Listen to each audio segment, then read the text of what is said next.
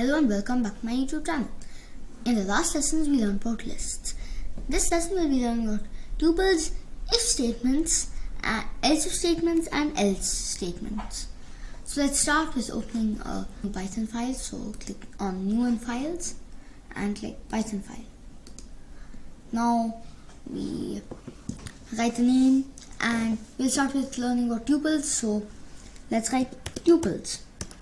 Tuples are really similar to lists, so there's two major differences. So a list can be accessed with slice ranges, indexes and are ordered, and RGB and tuples are also accessed with slice ranges, indexes and are also ordered. So this is the example of tuple, and the first major difference is that tuples are with parentheses, while lists are with brackets. That is how a tuple looks.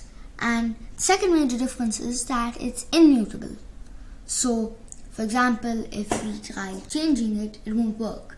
So, append, remove, delete, and addition operator will not be able to affect it because it's immutable. Now, when to use tuples over lists? So, for favorite deserts, it would make more sense to use a list, because lists, favorite deserts, right? They'll be changing every time. For 1 week you might like cakes, but the other week you might like muffins, and you might not like cakes anymore. But for example, RGB colors, so they are red, green and blue, or red, blue and green, those three colors, and they can't be changed. So it's the name.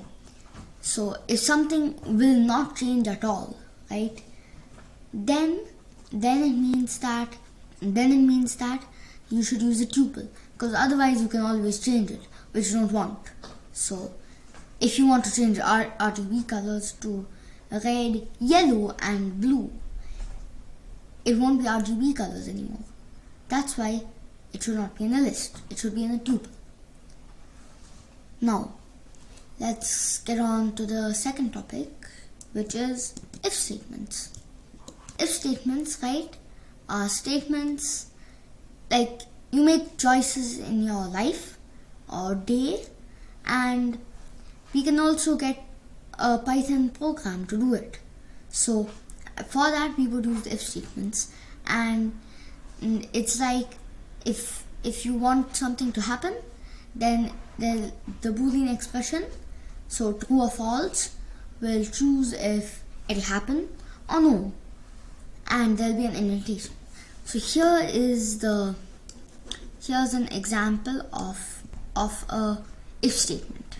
So if mood is tired, then hit the snooze button is true, okay? And then print Guru is tired, he hits the snooze button. Now if we put on the current file and let's run it, okay? So yes, so we need to make a variable called mood, right? So mood equals, let's for now say tired. The mood is tired, and as the mood is tired, it is true that it's tired. So it'll also be true that the person who's tired will hit the snooze button. In this case, me. Then it'll print Guru's tired, he hits the snooze button. Now, there's also the else if statement, shortened to elif. Here would be an example of elif, right here. So for now, let's remove this, right? So here, it'll be saying, so we need to add one line of code over here, and indentations are really important in this. So for example, indentations would be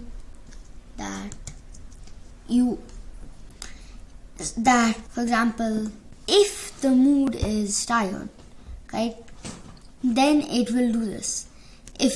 But it's also if it is not, it will not do it, and it will do something else.